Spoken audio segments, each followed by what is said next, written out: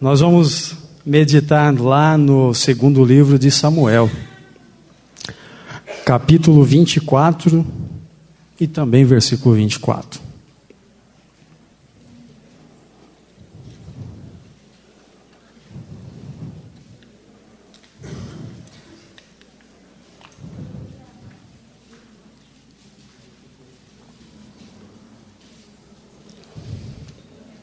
Vamos fazer o seguinte, vamos ler do 18 até o 25 então.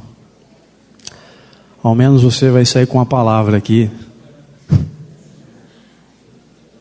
Davi constrói um altar. Você, irmão, que tem a Bíblia aí, aproxime-se daquele que não tem, para que todos possam acompanhar. Naquele mesmo dia, Gade foi dizer a Davi: vai e edifica um altar ao Senhor na eira de Araúna, o Jebuseu. Davi foi para lá em obediência à ordem que Gade tinha dado em nome do Senhor. Quando Araúna viu o rei e seus soldados vindo ao encontro dele, saiu e prostrou-se perante o rei, rosto em terra, e disse: por que o meu senhor e rei veio ao seu servo? Respondeu Davi: para comprar sua eira e edificar nela um altar ao Senhor, para que cesse a praga no meio do povo. Araúna disse a Davi: o meu senhor e rei pode ficar com o que desejar e oferecê-lo em sacrifício. Aqui estão os bois para o holocausto, o debulhador e o jugo dos bois para a lenha. Ó rei, eu dou tudo isso a ti. E acrescentou: que o Senhor, o teu Deus, aceite a tua oferta. Mas o rei respondeu a Araúna: não, faço questão de pagar o preço justo. Não oferecerei ao Senhor, o meu Deus, holocaustos que não me custem nada. E comprou a eira e os bois por 50 peças de prata. Davi edificou ali um altar ao Senhor e ofereceu holocaustos e sacrifícios de comunhão. Então o Senhor aceitou as súplicas em favor da terra e terminou a praga que destruía Israel. Amém. Querida igreja, vamos falar então sobre esse tema que é a própria expressão de parte do versículo 24, que diz: não darei ao Senhor algo que não me custe nada. Se a Carol deixar. Nós temos muita atribuição diária, semanal, mensal. E quantas vezes nós calculamos lá, a nossa calculadora de tempo, dizendo assim: acho que hoje vai dar para ir para a igreja. Ou então eu digo: acho que quarta-feira, se não estiver cansado, eu vou para a igreja. Né? Porque estamos habituados com uma cultura até mesmo materialista de doar o nosso tempo livre ao Senhor. E alguns podem dizer: glória a Deus. Nós temos a dedicação de lembrar do Senhor em todas as vezes que temos um tempo livre. E vamos orar ao Senhor, vamos cantar ao Senhor. Então, é muito comum no meio dos cristãos dedicarmos parte do nosso tempo, daquele tempo que nos sobra. É o resto do tempo, é o resto da disposição, o resto da finança e o resto das nossas vidas. E quando somos jovens, estamos tão ansiosos e tão preocupados com o casamento, e nós saímos à procura, nós saímos e empenhamos nossas finanças, as nossas preocupações. E quando casamos, Estamos preocupados em cuidar da nossa família. E quando não, já estamos planejando, vamos ter filhos. E depois vamos cuidar dos filhos.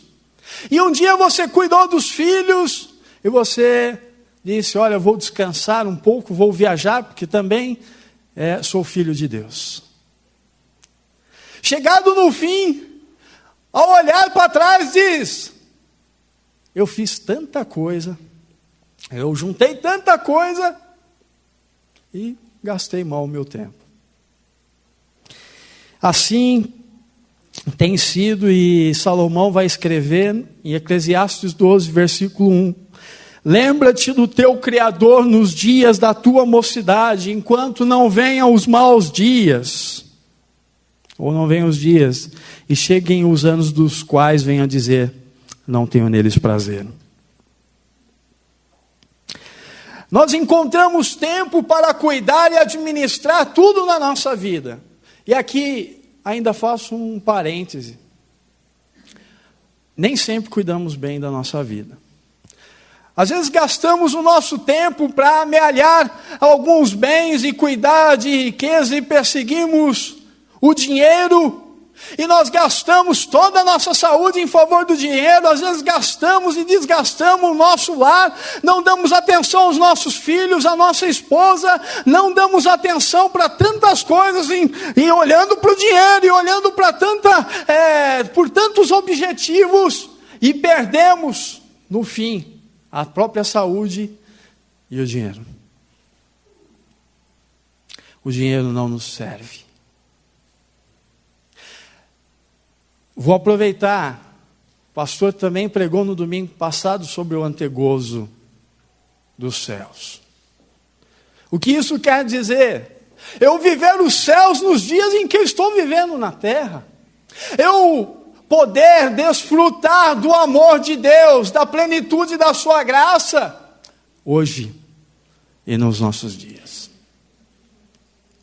Nós, queridos irmãos, estamos preocupados com tantas coisas e dando a Deus uma parcela. E olha o que Davi vai dizer a Araúna no versículo 24 de 2 Samuel 24. Ele diz, se você perceber, nos versículos que nós lemos anteriormente, Araúna disse, rei, você não precisa gastar um tostão, eu te dou tudo, aqui está o boi, aqui está o debulhador, aqui está a eira, olha, edifica um altar ao teu Deus e que Ele nos livre da ira, que Ele nos livre da praga.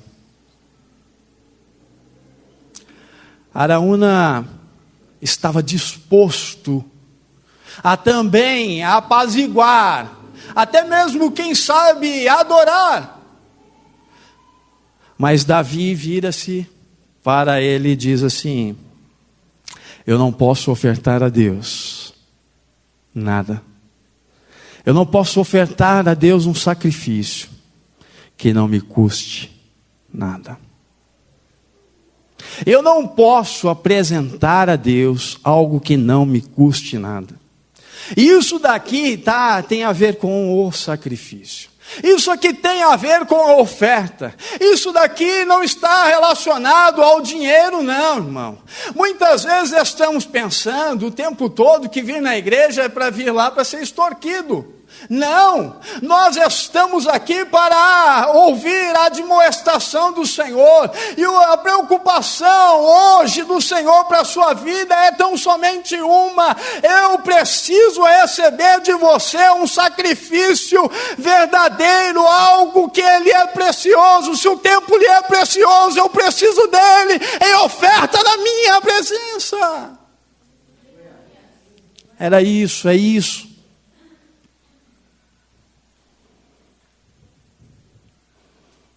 Se nós fizéssemos algumas perguntas, diria assim: quanto me custa servir a Deus? Ou então, o que estou oferecendo a Deus? Ou então, do que abrir mão na minha vida para servir a Deus? Lucas capítulo 14, versículo 33 diz: assim, pois, qualquer de vós que não renuncia a tudo quanto tem, não pode ser meu discípulo. Ora, o que o Senhor quer dizer é o seguinte: é necessário fazer uma inversão nas vossas vidas. Eu preciso ser o centro, eu preciso estar no centro da sua vida. O Senhor diz: eu preciso estar na primícia, no princípio de todas as suas ações. O Senhor deseja ocupar um papel importante na nossa vida, irmão. O Senhor deseja ocupar o centro da nossa vida, e que as coisas sejam derivadas dele. Tudo que lhe acontecer, glorifique a Deus. Se o Senhor abençoou você financeiramente, os seus bens glorificam a Deus. Se o Senhor abençoou o seu lar, o Senhor é glorificado sobre ele. Se ele abençoou o seu filho, o Senhor é glorificado na vida do seu filho. Aleluia. O que é importante na minha vida? Essa é uma quarta questão.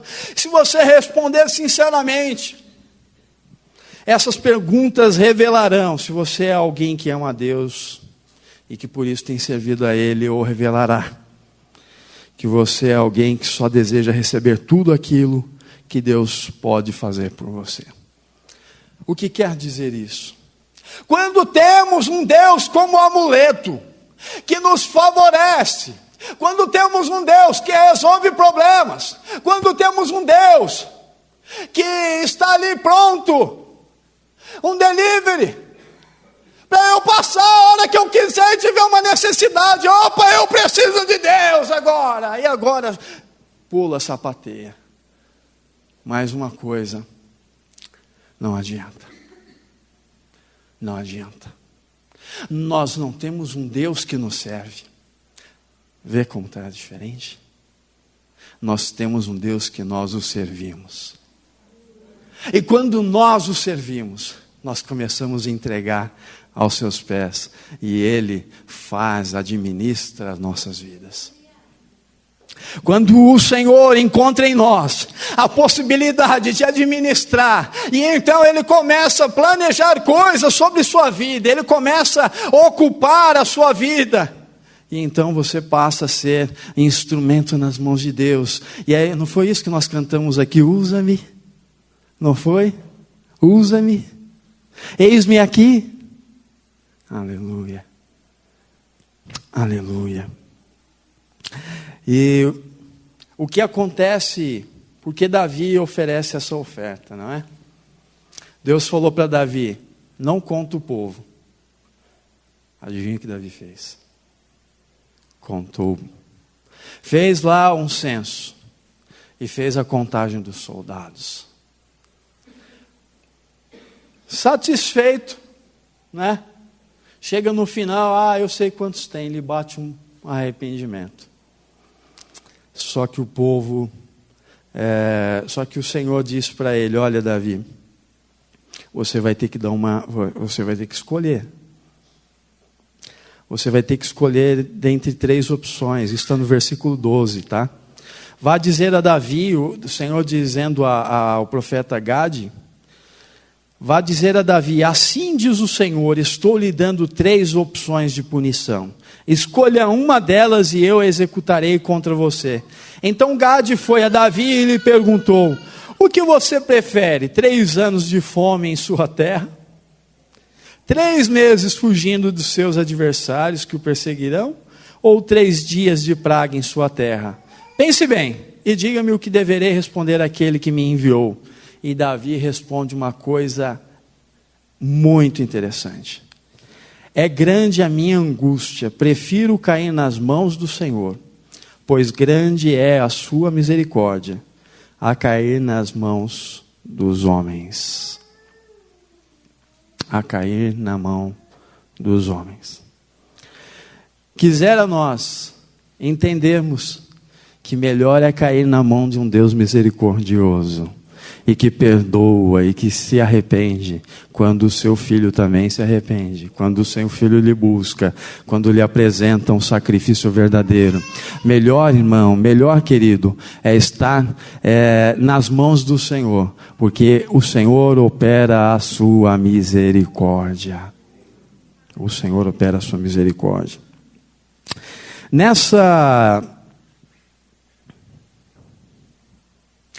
Nessa história tem dois personagens. Um é Araúna, que no versículo 22 e 23 vai dizer assim: então disse Araúna a Davi: tome e oferece o rei, meu senhor, o que bem parecer aos seus olhos. Eis aí bois para o holocausto, e os trilhos, o aparelho dos bois para a lenha. Tudo isso deu Araúna ao rei. Araúna dá tudo o que tinha para que a obra de Deus fosse feita. Penso que esse foi o mesmo sentimento que moveu o coração da pobre viúva nos dias de Jesus. Assim como também moveu o coração daquele jovem no milagre da multiplicação. Quando a viúva vai e entrega tudo que tem de oferta ao Senhor, ela não ficou pensando assim: eu vou colocar e Ele vai me dar. Não, no seu coração ela disse: tudo que eu tenho aqui, a minha oferta é importante para o ministério de Jesus. Eu estou fazendo uma grande coisa. A viúva pensando em ajudar, em depositar, acreditando nas palavras de Jesus, ela vai depositar tudo o que ela tem lá na oferta. Ora, o que isso quer dizer? Que ela não se preocupou com a consequência da ausência daquela oferta. Ela não estava preocupada com os dias que iam seguir. Irmão, quantas vezes estamos tão preocupados? Estamos preocupados com os nossos afazeres, com tanta coisa, e mitigamos o nosso tempo ao Senhor.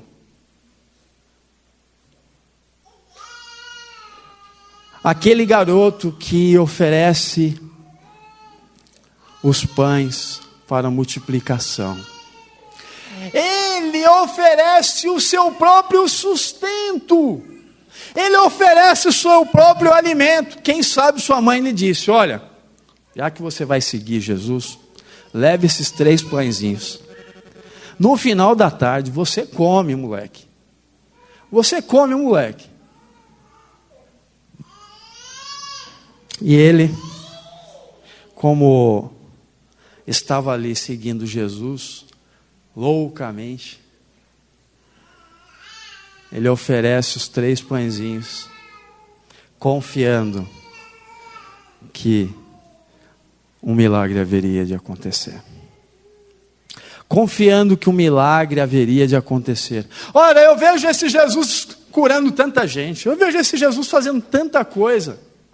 Eu vou dar esses 3 pãezinhos aqui, eu não sei, de repente ele vai me fazer não ter fome. Eu não sei o que passou pela cabeça dele, mas uma coisa ele fez: ele ofereceu tudo que tinha. Ele pensou no reino, ele pensou no reino primeiro, ele pensou assim como essa mulher pensa no reino, e oferece a Deus tudo que ele tem. E hoje o apelo é: ofereça a Deus o que você tem de melhor, e então prepare-se para receber o que pode vir de melhor da parte de Deus. Infelizmente hoje vemos pessoas, eu administrando o que sobra. Sabe, irmãos, quando vamos doar alguma coisa para um necessitado, você usa uma coisa, a hora que está bem baleado, fala assim: acho que eu vou dar, né? Ou então, o sapato está apertando o seu pé, você quer dar, e vai apertar o pé de outro, né? Nós estamos habituados a dar resto, a dar coisas que não prestam. Mas quantas vezes você foi na loja lá e falou assim: esse aqui é bonito, eu comprei para dar para fulano de tal. Não é aquele aniversariante querido da sua família, não. Aquele necessitado. aquele em dificuldade. Ou então você pensa, a hora que você sai de casa, né? Vamos falar de oferta, já falamos de oferta hoje. Você vai se preparar para a igreja, abre a carteira. Ah, tem R$5 aqui, vou dar na igreja. Ou então a mulher fala, tem R$5 para dar na igreja? Né? Nós estamos muitas vezes administrando o que sobra, o que é resto. Bom, o primeiro personagem não estava preocupado, até mesmo tinha uma outra preocupação, estava com medo, a princípio, estava com medo do rei Davi, porque um rei vir na sua casa não é moleza não, né?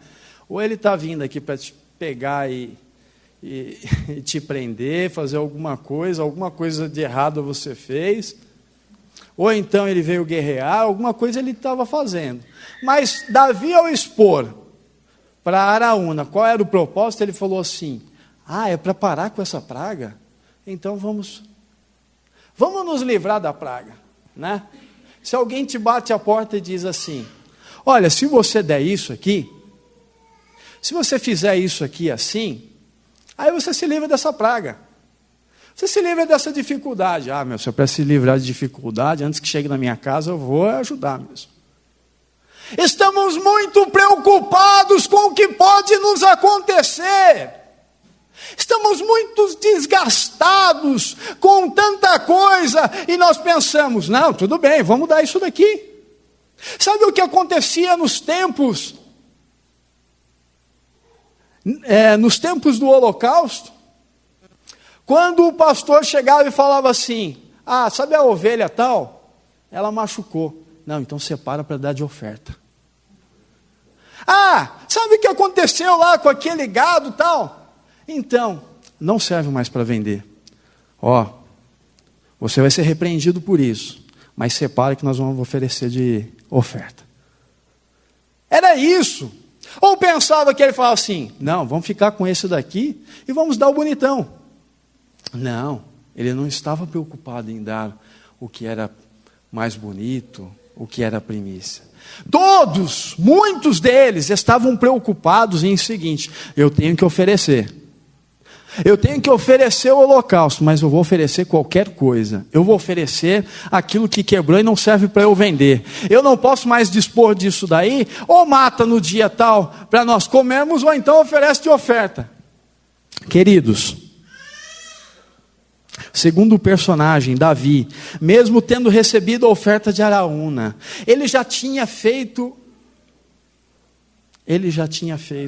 o pior. Ele tinha feito o recenseamento lá, e não era para fazer. Aí, ele poderia até pensar bem, falar assim, quer saber? Eu não vou tirar do meu não. Eu vou dar a oferta de Araúna. Né? Pasmem, mas há muitos de nós que damos a oferta dos outros. Muitos de nós queremos dar a oferta dos outros. É aquele que fala assim, incentiva o irmão. Vai lá, vai pregar. Ô irmão, faz isso. Deus é com você. Vai querido. Você é uma bênção. Vai você, irmão. Vai você, vamos nós. Vamos entregar a oferta para o Senhor. Davi pensou bem e disse, não, Araúna, eu estou preocupado com uma coisa, eu preciso fazer um sacrifício para o Senhor, é para o Senhor, não posso oferecer nada que não me custou. Irmão, que o nosso tempo, que muitas vezes sobra muito pouco, você diz na quarta-feira, hoje eu estou cansado, hoje eu vim em pé no trem. Ou você diz, hoje eu estou com a cabeça estourando. Doe o seu tempo. Doe o seu sacrifício. Evangelize, como foi dito aqui hoje. Entregue-se ao Senhor. Se você estiver com o Senhor no centro da sua vontade, você vai passar a entender o que é isso. Você vai entender o que é isso. Tente imaginar, lá em Êxodo 34, 26, diz: as primícias dos primeiros frutos da terra trarás à casa do Senhor teu Deus. As primícias não era o resto. Era algo sério, o povo não poderia dar a sobra, e sim a primícia. Não podiam dar animal defeituoso, e sim apenas os perfeitos. Mas o que o povo dava quando se distanciava de Deus? Em vez de dar um sacrifício, algo de valor, algo precioso, algo que lhes custasse, o povo dava o aleijado, o cego, o deformado. Ou seja, o animal que não daria mais lucro, que não poderia mais ser vendido. Esse é que era dado a Deus como oferta e sacrifício. Será que não temos feito o mesmo, dado a sobra o resto do nosso tempo, das nossas finanças, da nossa vida, em favor da obra de Deus, a obra que Deus tem para a nossa geração? O que é sacrifício, igreja? Sacrifício é a oferta de alguma coisa muito preciosa de uma pessoa para outra. A oferenda, a oblação, o objeto ofertado deve ter grande valor para aquele que o sacrifica. Quer dizer, não é uma ofertinha. A oferta não tem valor monetário, mas ela existe um valor estimável. É algo precioso. É algo precioso. Se você não experimentar algum sacrifício, você não terá realmente ofertado, a menos que a sua oferta tenha lhe custado alguma coisa.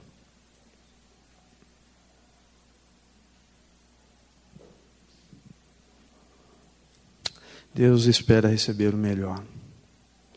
Romanos 12, versículo 1 e 2.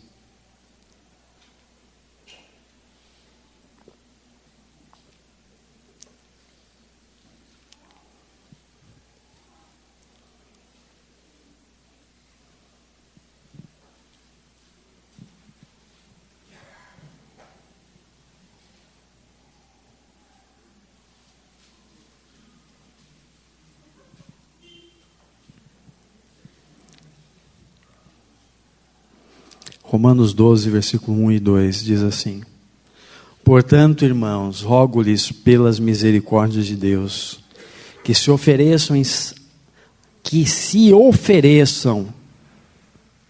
em sacrifício vivo, santo e agradável a Deus. Este é o culto racional de vocês. Não se amoldem ao padrão deste mundo, mas transformem-se pela renovação da sua mente, para que sejam capazes de experimentar e comprovar o quê? A boa, agradável e perfeita vontade de Deus. O apóstolo Paulo vai escrever, não porque a igreja de Romanos nesse particular era negligente, não. A igreja de Romanos existia antes de Paulo, até. Eram diligentes. Mas, quando Paulo vai dizer, rogo-lhes pelas misericórdias de Deus, ele já não estava falando no seu próprio nome. Ele estava falando de quê? Através da vontade de quem? De Deus. Rogo-lhes pelas misericórdias de Deus. Ele está falando em outras palavras, pelo amor de Deus. Pelo amor de Deus. Ofereçam. Não, que se ofereçam você, o seu altar, a sua vida, que se ofereça em sacrifício vivo. O sacrifício vivo tem a ver com o coração, com o corpo, com tudo isso.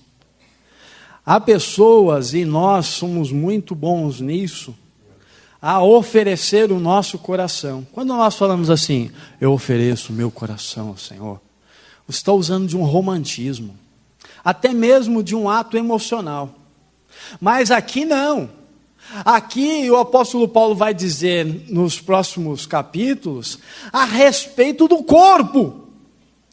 Quando nós nos oferecemos como está aqui, se oferecer como sacrifício, ele quer dizer, você entra tudo completo.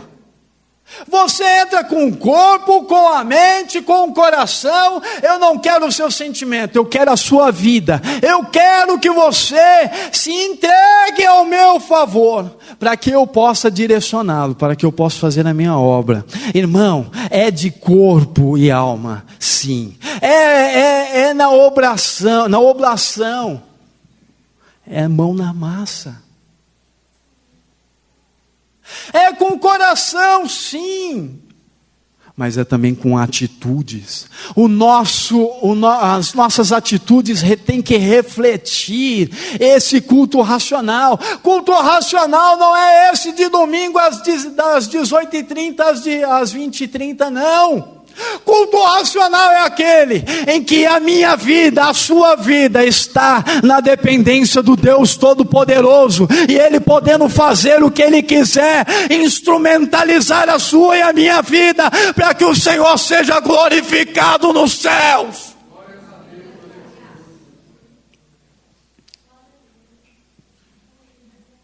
Santo, porque nossa vida deve ser santa. Santo porque Ele é santo, e porque Ele não habita senão em lugar santo. Irmão, mas como pode um Deus santo e poderoso e zeloso habitar numa vida falha, pecadora, frágil? Como pode um Deus poderoso habitar numa vida tão negligente? Eu quero te dizer uma coisa. Quando nós nos apresentamos a Deus, convencidos e arrependidos dos nossos pecados, o Senhor nos santifica. O Senhor, Ele não quer o perfeito, não. Ele quer você e quer a mim. Porque se você não é perfeito, Ele pode nos purificar. Ele pode fazer algo nas nossas vidas. Se fôssemos perfeitos, não precisaria do Senhor. Mas quando não somos perfeitos, somos aperfeiçoados em Cristo. Somos abençoados por Cristo. Somos beneficiados por Cristo. Então deixa o Senhor transformar a sua vida. Deixa o Senhor dia, hoje, amanhã, depois, transformando, entrando, habitando, vivendo na sua vida. Ofereça o seu corpo inteiro, por isso deve ser santo. Esse sacrifício é santo, porque Ele é santo. E aleluia, Ele vive na vida de santos. Ele vive na vida de santos. E é agradável a Deus, que é o vosso culto racional. E não sedes conformados com este mundo. Não sedes conformados com este mundo. O Evangelho, ele vem em oposição ao mundo. Não tem como. Isso aqui a gente não consegue conciliar. Nós pensamos, vou viver minha vida aqui no mundo, oferecendo a Deus sacrifício.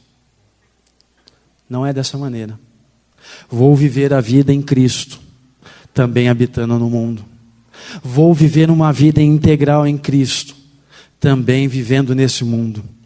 Viver uma vida em Cristo é depender completamente, é oferecer um sacrifício vivo, santo e agradável, é buscar que o Senhor tenha excelência nas nossas vidas, que tenha intensidade nas nossas vidas. Essa oferta de Davi não era uma de resto, mas era uma de intensidade. A oferta que o Senhor quer das nossas vidas não é uma oferta da minoria, da coisa, do resto, não. O Senhor quer uma vida totalizada na sua dependência, totalizada, integralizada na presença do Senhor.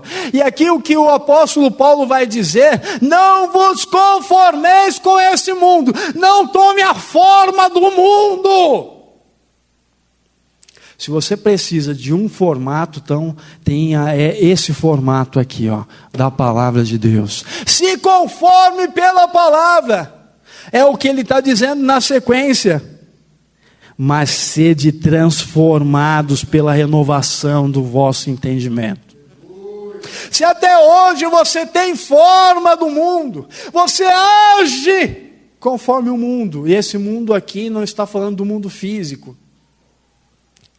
Se você age conforme os ditames do mundo, do que é terreno, do que é mal, hoje seja transformado pela renovação do vosso entendimento, para que experimenteis, sabe o quê? Qual seja a boa, agradável e perfeita vontade de Deus. Eu posso ler diferente isso daqui. Eu posso ler diferente. Sede conformados com esse mundo, e não vos transformeis o vosso entendimento, para que nunca saiba qual é a boa, agradável e perfeita vontade de Deus. Experimente, analise isso. Viva a vida conforme os ditames do rei desse século. E então nunca experimente a boa, perfeita e agradável vontade de Deus. Queridos, uma vida sem Deus é essa que nós narramos aqui no início. Você vai se preocupar, vai se preocupar, vai se preocupar, e chegar no final e você vai dizer assim: não tenho neles contentamento. Passou a minha vida inteira, eu fiz tudo. Tem pessoas que por hobby perde a família, perde a vida, chega no final, não lhe vale nada.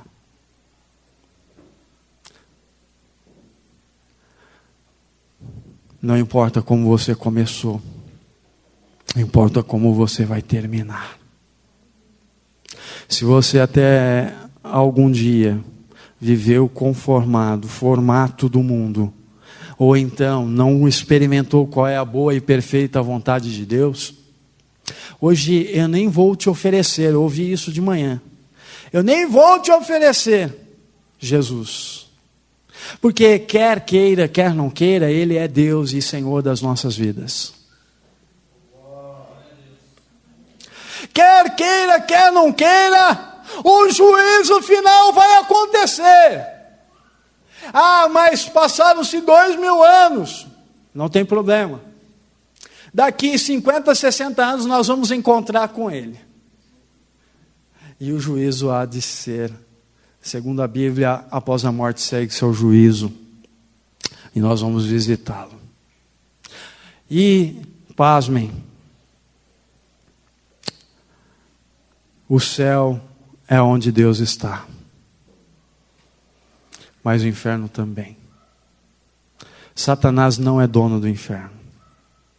O inferno revela a ira e a justiça de Deus. Satanás não tem garfo, viu? Nem o espeto. Ele também é condenado. Mas um dia, nós não estaremos mais preocupados com essa vida e nem com o inferno. Nós estaremos preocupados, aliás, nós estaremos gozando os céus onde Deus está. O céu é onde Deus está, mas manifestando sua glória, seu poder, sua riqueza, a alegria de estar. Se você já experimenta a alegria que a Regiane falou aqui hoje, se você já experimenta a alegria de viver uma vida com o Senhor, imagina vivê-la eternamente, aleluia, se alegrando na presença do Deus poderoso, que faz todas as coisas perfeitas, excelentes. Sabe o que isso quer dizer? É que passando nós por dificuldades ou não, nós podemos vislumbrar um triunfo no final. Nós podemos sempre acreditar e entender que o final vem com vitória, com o sucesso. Ah, mas eu já passei por derrotas, é verdade, a gente perde uma coisa aqui, mas ganha a vida eterna no porvir. Nós cuidamos de muitas coisas aqui, mas isso aqui vai perecer. Daqui 60 anos, o que importa para mim, se deu certo ou não deu certo uma promoção no trabalho. Se daqui 70 anos eu ficar pensando, mas qual é a diferença se eu vivi de aluguel ou tinha casa própria, né? Não tem mais importância. Mas o importante é onde eu estarei. Eu estarei abraçado com o meu mestre. Eu estarei com o meu Senhor. Então eu posso me alegrar, porque se é isso, aleluia, aleluia, então eu ganhei tudo nessa vida e ganhei o porvir. Então eu venci, sim, eu perdi batalhas, mas eu venci, eu venci essa guerra, aleluia. Portanto você não tem que pelejar contra a carne e contra o sangue, mas contra as hostes infernais da maldade. Não é contra o seu vizinho, seu patrão, seu superior, não. Você luta contra o inferno, contra as hostes infernais da maldade, mas tendo o Senhor do lado. Irmão, eu quero oferecer, eu desejo, eu tremia aqui hoje, não estava sentado pensando acerca disso. Deus, eu preciso oferecer algo que me custe. Eu preciso oferecer algo que me custe. Se você está cansado, seja bem-vindo ao clube. Se você está ocupado, muito bem-vindo. Mas se você ainda, diante de tantas dificuldades, consegue se prostrar, agradecer a Deus, viver uma vida abundante, se você consegue, glória a Deus, você está vencendo, você vai chegar lá, e você pode experimentar qual é a boa, perfeita e agradável vontade de Deus. Eu quero orar com você.